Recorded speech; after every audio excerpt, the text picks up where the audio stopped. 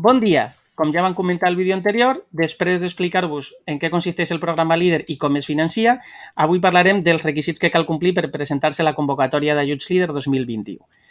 Primer veurem quines són les línies d'ajut, qui es pot presentar i amb quins tipus de projectes, i després les condicions prèvies que s'han de reunir per ser considerat beneficiari dels ajuts LEADER.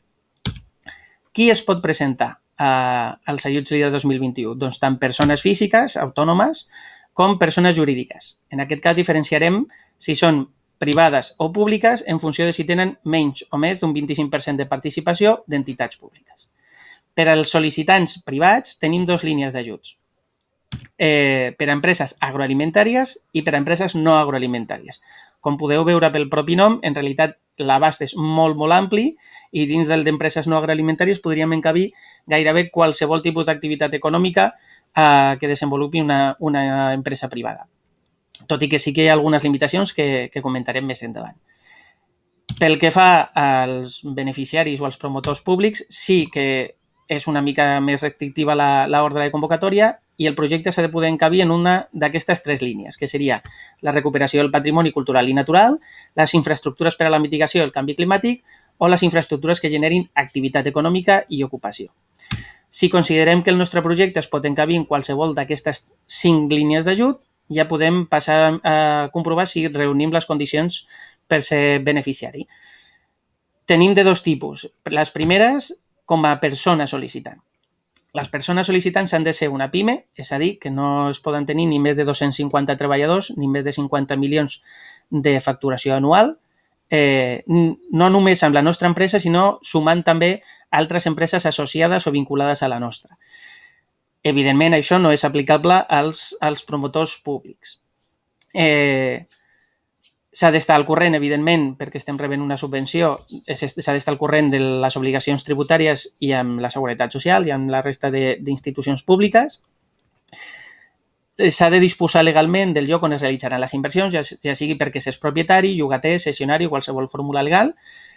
En el cas de les associacions i fundacions, a més, s'han de tenir els estatuts adaptats a la normativa vigent i, molt important, no s'han de complir els requisits per presentar-se al contracte global d'explotació, és a dir, altres ajuts de tipus agrari, incloses també al PDR. I pel que fa al projecte d'inversió, n'hi ha alguns punts molt importants que cal tenir en compte. El primer de tot i molt important és que el projecte no pot estar iniciat abans de la visita de no inici.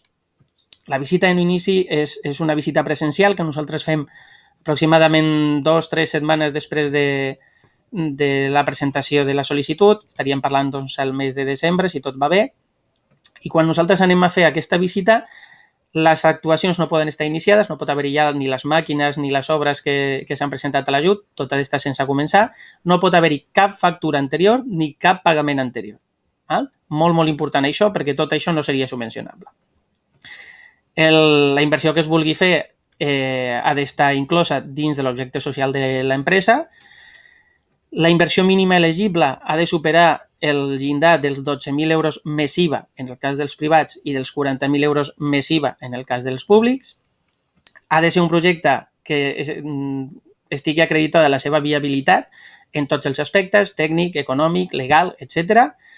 Us heu de comprometre a portar la comptabilitat d'acord amb la normativa vigent també i a complir amb la normativa de política lingüística.